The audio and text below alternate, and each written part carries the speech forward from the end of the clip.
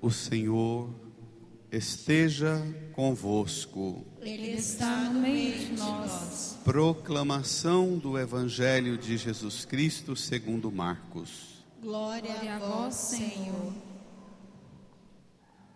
Naquele tempo, os apóstolos reuniram-se com Jesus e contaram tudo o que haviam feito e ensinado.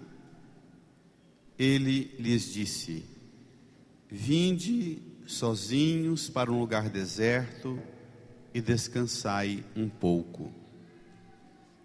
Havia de fato tanta gente chegando e saindo que não tinham tempo nem para comer. Então foram sozinhos de barco para um lugar deserto e afastado. Muitos os viram partir e reconheceram que eram eles. Saindo de todas as cidades, correram a pé e chegaram lá antes deles. Ao desembarcar, Jesus viu uma numerosa multidão e teve compaixão, porque eram como ovelhas sem pastor. Começou, pois, a ensinar-lhes muitas coisas. Palavra da salvação. Glória a vós, Senhor. Aleluia, aleluia, aleluia, aleluia, aleluia, aleluia, aleluia, aleluia. Sentados, vamos num tempo de silêncio, inclinar nossa cabeça, fechar os olhos. Também as crianças, senta no colo do pai e da mãe agora. A criança fecha os olhinhos. Peçamos ao Pai que dê para nós o auxílio do Espírito Santo, para que o Espírito Santo nos ajude a compreender tudo que essa palavra hoje revela para nós. Oremos no silêncio. Amém. Queridas irmãs e irmãos, nós estamos vivendo nesses domingos, nessas semanas, um caminho da graça com Jesus através do Evangelho de Marcos. Nós estamos numa sequência muito importante para a compreensão da nossa fé. Domingo atrasado, Jesus foi lá na cidade dele, em Nazaré, e entrou na sinagoga e começou a pregar. Virou uma fofoca danada, um fuxico dentro da igreja, que Jesus foi embora, não fez milagre nenhum naquela cidade, porque o povo da comunidade dele não aceitou a pregação dele. Domingo passado, ao invés de Jesus parar e desistir, ele foi aumentar a força da pregação do Evangelho. Agora não mais só ele pregando, mas ele enviou os apóstolos, lembra? 2 a 2, fazendo algumas recomendações, que não levassem o quê? Não levassem o quê? Nem pão, nem sacola, nem 2 túnicas, que levasse na mão um cajado, nos pés, sandálias. E eles foram, trabalharam até, e aí voltaram fazendo um relatório para Jesus, que é o que a gente vê hoje. Tome lá o seu evangelho, o seu folheto, o número 9, o Evangelho de Marcos. Domingo passado nós paramos no versículo 29, e hoje nós começamos capítulo 6, versículo 30 até o 34. Esse texto é curto, mas é muito rico o conteúdo dele, de modo muito particular para a formação da nossa fé. O que é que nós dizemos às nossas crianças, aos nossos adolescentes e jovens, Qual a razão que eles devem ter para procurar Jesus? Como é que deve ser o enfrentamento deles na busca de uma vida próxima de Jesus? Esse evangelho vai ensinar a gente. Vamos lá?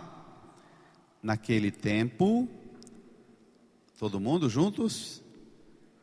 Naquele tempo, os apóstolos reuniram-se com Jesus e contaram tudo o que haviam feito e... Então, essa é a obra da igreja. Fazer as coisas de Deus e ensinar as coisas de Deus. A igreja não pode ficar só fazendo as coisas de Deus, ela tem a obrigação de ensinar as coisas de Deus. Tem que fazer e ensinar. Essa é a obra de Cristo e é a obra da igreja. Eles foram e voltaram empolgados, contando para Jesus tudo o que haviam feito e ensinado. Se você ler o Evangelho de Marcos detalhadamente e pegar uma caneta, o Evangelho de Marcos tem só 16 capítulos, e você marcar todas as vezes que aparece essa palavra ensinar, ou alguma coisa que sugira o ensino, você vai ficar impressionado, porque é um dos temas que mais apresenta o evangelista Marcos, é o do ensino. Jesus é o Messias, o mestre que ensina, e a igreja também é igreja que ensina. Eles voltam contando para Jesus tudo o que haviam feito e ensinado. Aí Jesus reage, versículo 31, todo mundo comigo? Ele lhes disse, todo mundo, vinde sozinhos para um lugar deserto e descansai um pouco. Para lá. Aqui está o segredo da vida de quem deseja ser amigo de Jesus. De vez em quando, topar parar tudo, deixar tudo e ir com Jesus para um lugar sozinho, você e Jesus. Nós vivemos num mundo em que nós achamos que se a gente parar de fazer as nossas coisas, o mundo para a gente vai acabar. Nós não conseguimos desligar nem o celular na hora da missa, nem o relógio. Nós não desligamos. Jesus chama os discípulos, vinde comigo. Ele quer estar conosco, mas nós também devemos querer estar com Jesus. Não basta a gente fazer um monte de coisa bonita e contar para Ele. Vinde sozinhos para um lugar deserto e descansai um pouco. Sozinho no deserto. Tem muitas mães de família que elas só dão conta de sustentar a família. Sabe que jeito? A hora que os filhos estão dormindo, que o marido está dormindo, elas acordam e vão rezar o terço. Ou pegam um texto da Bíblia e vão sozinha na madrugada rezar. Não tem muitas assim? Já tem também alguns homens que fazem isso, mas é mais raro. São muitas as mulheres que dão conta de sustentar uma família no caminho de Cristo pela oração na madrugada, na solidão da madrugada. Enquanto o velho está roncando, enquanto os filhos estão para o mundo, para a margaça, ela levanta sozinha na madrugada, na noite escura, e cria o seu momento de intimidade com Jesus. Foge de tudo e de todos e se reserva um tempo num lugar deserto, num lugar afastado, ainda que seja dentro do próprio quarto. E é bacana que Jesus fala, vinde sozinhos para um lugar deserto e descansai. Jesus não chama para outra coisa, chama para descansar nele. Tem gente que não sabe descansar em Jesus, que anda tão estressado, mas tão estressado que quando senta com Jesus, Jesus começa a falar, já começa a cochilar. É Jesus a fonte da restauração de nosso vigor, de nossas forças. É Ele que vence os nossos cansaços. E olha o que o Evangelho fala, leia comigo. Se você é daquelas que não conseguiu viajar e queria estar no mês de julho passeando, olha que coisa impressionante. Havia de fato tanta gente chegando e saindo, que não tinham tempo nem para comer. Nós já vimos isso um domingo desses atrás, lembra? Quando Jesus voltou de uma missão com os discípulos, e tinha tanta gente, mas tanta gente lá na casa da sogra de Pedro, lembra? Tanta gente entrando e saindo, que eles não tinham tempo para comer. A família de Jesus viu que ele não estava parando nem para comer, pensou, ele está doido. As autoridades vieram lá de Jerusalém, diziam, é por Beelzebu que ele realiza essas obras, porque esse homem não desliga. Eles não tinham tempo nem sequer para comer. Isso era lá no capítulo 3, no versículo 20. Aqui nós estamos no capítulo 3, no versículo 31. 6, versículo 31. A segunda vez que aparece isso. Havia tanta gente chegando e saindo que eles não tinham tempo nem sequer para comer. Talvez aqui indique também por que Jesus não mandou levar a cesta básica semana passada, né? Por que não era para levar pão? Moçada, na hora do batente não vão ter tempo de comer, não. Quantos pais e mães aqui que para dar o melhor para os seus filhos não tem tempo nem sequer para comer? Não existe isso hoje em dia? E os bichinhos que pegam a melhor comida que o pai e a mãe se arrebenta para dar conta de dar o melhor para eles, olha para aquela comida e fala, não quero isso aqui, e joga no lixo. E o pai e a mãe deixa, que é pior. Versículo 32, se o celular deixar, tome lá comigo. Toda a igreja. Então foram sozinhos de barco para um lugar deserto e afastado. Sozinhos para um lugar deserto e afastado. Foram de quê? De barco. De barco. Vamos fazer um retiro. Não dá para vocês continuarem a missão. Vocês não vão continuar dando conta da missão se vocês não vierem comigo e parar um pouco. Entra no barco, vamos sair dessa muvuca. Para com isso. Todo cristão, toda esposa, todo esposo, todo pai, toda mãe, todo jovem que quer seguir Jesus para dar conta da sua missão, tem que desligar de vez em quando do relógio, do celular, das preocupações, e tem que querer ficar com Jesus num lugar deserto, sozinho, afastado. Reservar um tempo de intimidade com Ele. A nossa coragem em fazer isso, é Ele que tem que nos dar essa coragem, para parar tudo. Quantas pessoas falam para mim, padre, faz uma oração porque parece que tem um diacho na minha vida, um trem. Porque só a gente arrumar para ir para a missa, acontece um trem que não dá para vir. Porque você sempre está por conta da multidão que chega e sai, e você não tem coragem de dizer, olha, eu agora vou parar tudo, é minha hora de deserto, afastado com Jesus. Aconteça o que acontecer, você pode não estar precisando disso, meu amigo, meu parente, meu vizinho, mas eu preciso. Eu não vou deixar que o cansaço, que o trabalho, que a fome, que o desgaste, ou que a necessidade de dar atenção para alguém, tire de mim o direito e a obrigação de afastar-me com Jesus. E esse texto é tão impressionante, que esse período deles com Jesus afastado num lugar deserto, foi pequenininho. Vamos ver? Versículo 33, todo mundo comigo. Muitos os viram partir, e reconheceram que eram eles. Saindo de todas as cidades, correram A pé. Correram? A pé. Jesus e os discípulos tinham ido de quê? De barco.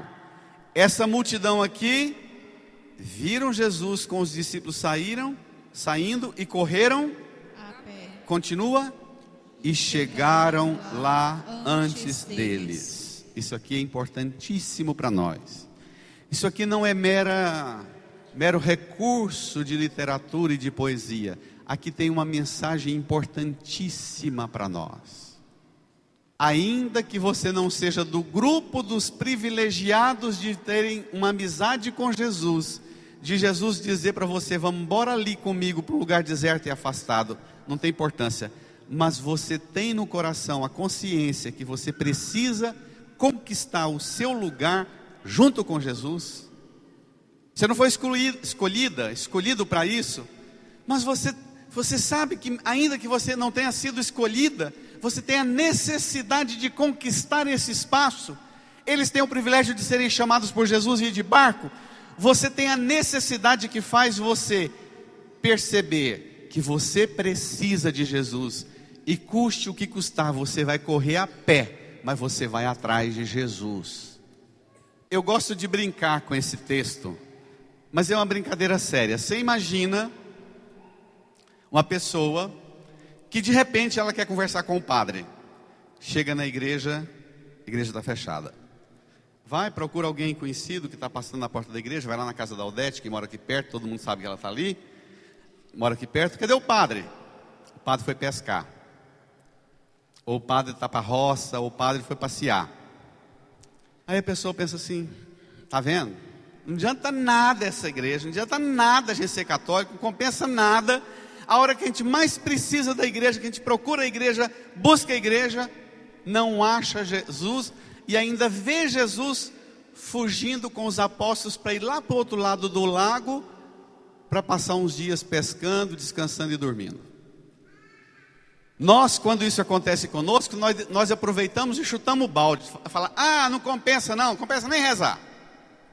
Pois aquela multidão, quando viu que estava difícil chegar perto de Jesus e da igreja, hierarquicamente constituída, os apóstolos, aí é que aquela multidão falou: olha, se está difícil, se a gente não está conseguindo um espaço com Jesus, se a gente emburrar e ficar por aqui, vai ficar muito pior. A necessidade é nossa. Quem tem que procurar e conquistar o espaço com Jesus somos nós. Vamos correr. Minha gente, eu fui criado na roça, em muitas roças no interior de Goiás, porque meu pai mudava, era meieiro, né? A mamãe, em todos os lugares que a gente morava, 10 quilômetros, 15 quilômetros, já chegamos a morar 23 quilômetros. A gente levantava de madrugada, aqui é tanto de menino, põe o cavalo na carroça, e a metade dos meninos na carroça um pouco, a metade a pé. A hora que cansava os que estavam a pé, descia quem estava dentro, e subia os outros e andava. Mas ia na cidade, participava da missa.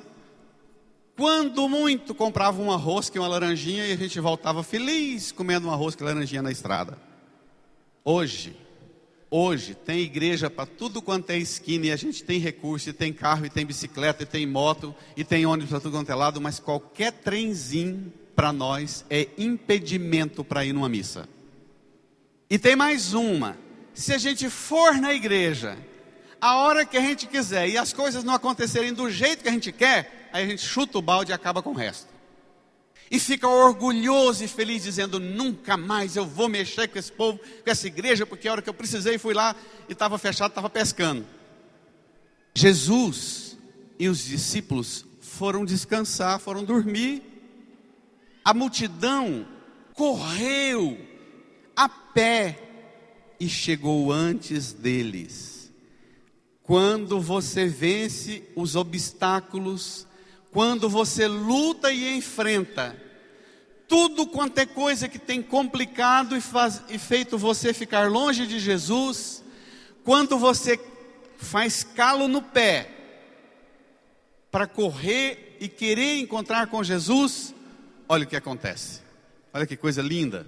Vamos ver? Versículo 34. Ao desembarcar, vamos igreja, Ao desembarcar, Jesus viu uma numerosa multidão e teve compaixão. Continua. Porque eram como ovelhas sem pastor. Olha, você sonha com um dia em que Jesus irá olhar para você e você vai sentir no olhar de Jesus a compaixão. Comece a fazer sua parte, comece a correr, comece a acender no seu coração, a pedir ao Divino Espírito Santo para acender no seu coração esse fogo ardente do desejo de ter o olhar de compaixão de Jesus dirigido para você um dia. Se você briga com a igreja, se revolta com a igreja, porque você foi na igreja e não achou o padre, e não achou o bispo, e não achou Jesus do jeito que você queria, a hora que você queria, porque estavam de barco pescando, aí é que você tem que correr e dizer: eu preciso de Jesus. Porque levante a sua mão direita para o céu, fale comigo rezando: eu preciso de Jesus. Porque só o olhar de compaixão de Jesus, só o seu olhar de compaixão será capaz de restaurar as minhas forças. Põe a mão no seu coração, incline a sua cabeça, deixe arder seu coração de desejo por Jesus, de vontade de receber de Jesus esse olhar. Tu és, Senhor, o meu pastor, por isso nada em minha vida faltará.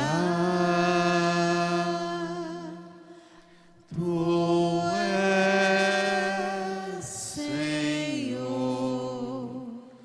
o meu pastor, por isso nada em minha vida faltará. Nada faltará. Olha, agora vem uma sentença que é daquelas sentenças assim, de cortar lá no toco. Jesus olha, sente compaixão, mas olha como é que ele atende a multidão. Leia comigo, como é que termina o evangelho? Começou, pois, a ensinar-lhes muitas coisas. Começou, pois, a ensinar-lhes muitas coisas. Jesus não começou atendendo a multidão e fazendo milagre. Jesus não começou a dizer: quem está dando dízimo, quem está dando a oferta aqui vai receber um milagre. Jesus não começou a fazer aquela provocação que quem tiver fé fique de pé que vai receber um milagre. Ele põe todo mundo sentado e ele começa a dar uma catequese, uma instrução na fé. O ensino de Jesus e o ensino da igreja. Domingo passado, depois de Jesus mandar os apóstolos, enviar os apóstolos, eles saíram, dizia assim, eu vou até pegar lá para ser muito fiel e honesto com o texto. Terminava o evangelho do domingo passado dizendo assim: então os 12 partiram e pregaram que todos se convertessem. A obra da igreja é ensino, é pregar. E eu falava do horror que é aguentar pregação e fazer pregação.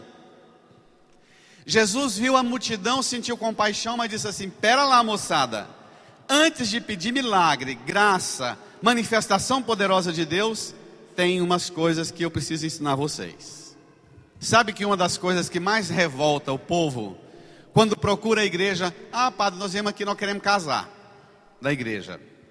Ah, padre, trouxe meu filho, nós vamos batizar. querem batizar meu filho. Aí, eu não estou permitindo que nenhum noivo nessa igreja case sem... Nem aceito que as secretárias conversem e fiquem dando informação. Porque eu quero saber a motivação genuína que está no coração de um jovem, de uma jovem que quer receber o sacramento do matrimônio. Não é assim, não. É preciso que antes de dar o sacramento, é preciso saber que compreensão que esses jovens têm, desejando criar um novo lar, uma nova família, que compreensão que vocês têm do matrimônio. Quando eu pergunto, qual é a motivação que vocês têm para casar? Muitas das vezes, eu tenho que dizer assim, olha, desculpem, eu vou usar a palavra que vocês me deram, mas se eu casar vocês, para dar a vocês o que vocês estão pedindo, eu vou estar cometendo um erro e deixando vocês cometerem uma desgraça no futuro com uma família.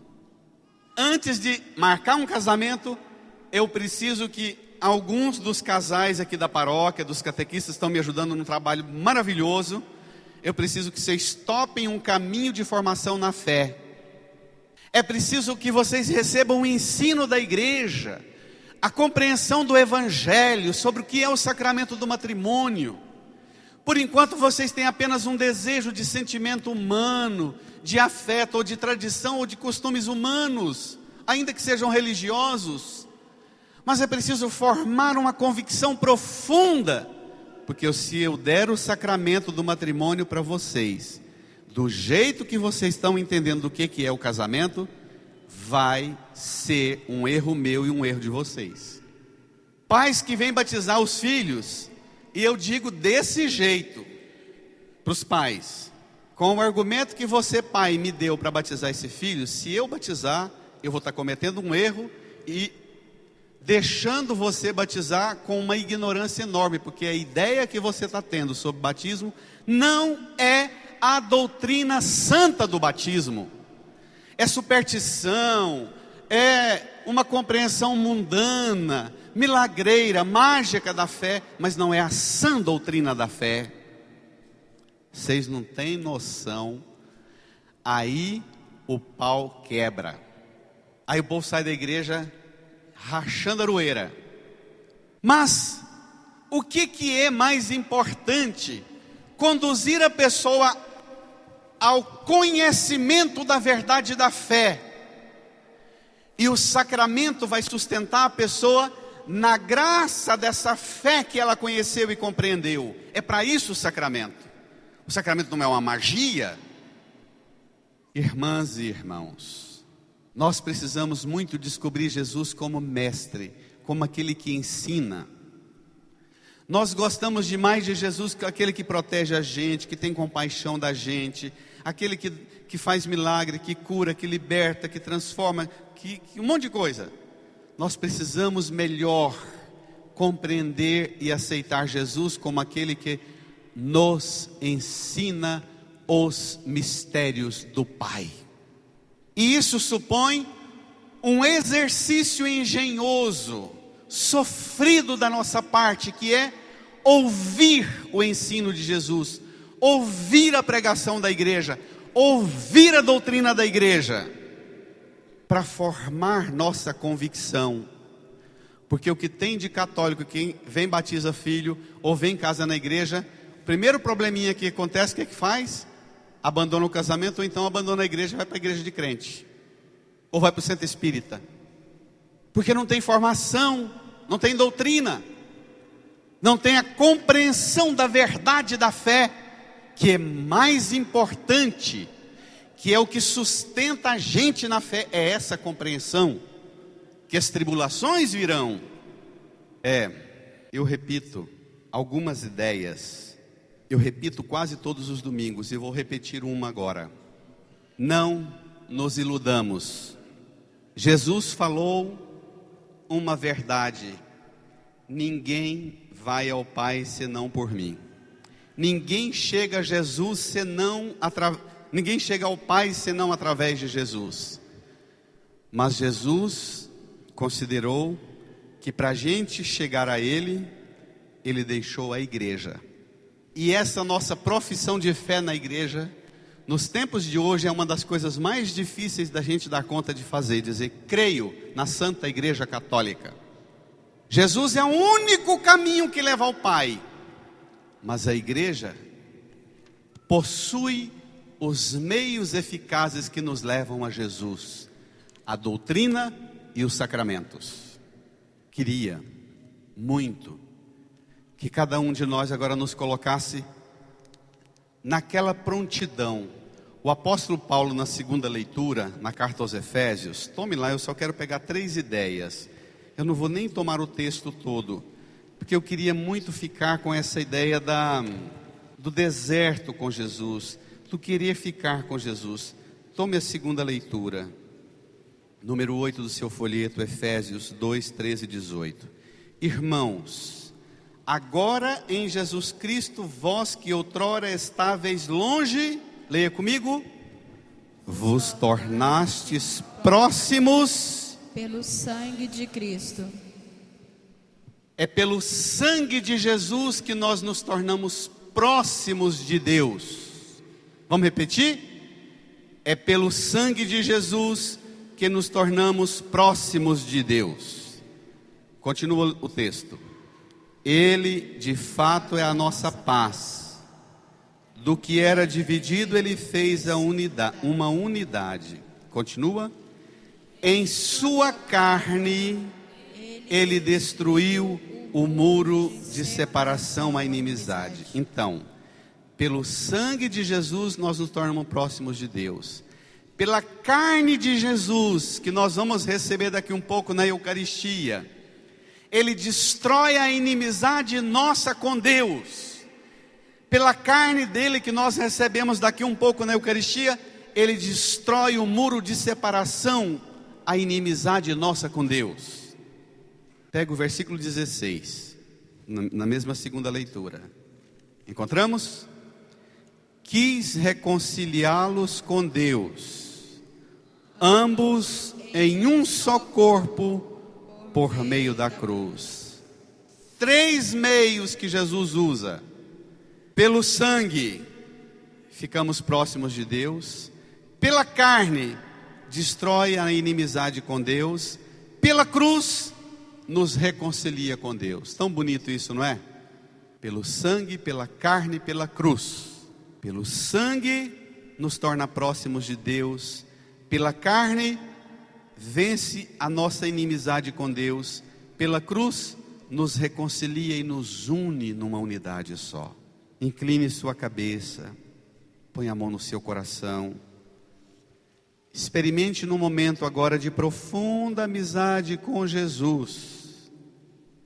Crie o seu deserto agora com Jesus. Os apóstolos tiveram um tempinho curto, só enquanto atravessaram o lago. Mais ou menos 40 minutos para 1 hora de viagem. Mas foram 40 minutos de deserto, 1 hora de deserto, sozinhos com Jesus, que restaurou tudo. Fique agora um tempo, você e Jesus, sozinho com Ele. Peça a Jesus para restaurar sua força, seu vigor, para recompor você do seu cansaço, das suas tristezas, da sua frieza espiritual. Fale com Ele. Encontre consolo nele agora. Busque a compaixão do Senhor agora. Você e Ele no deserto, sozinho.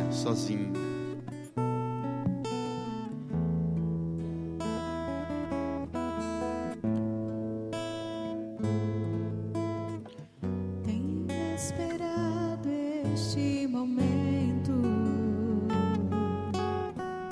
Tenho esperado que viesses a mim. Tenho esperado que me fales. Tenho esperado que estivesses assim. Eu sei bem o que tens vivido. Sei também que tens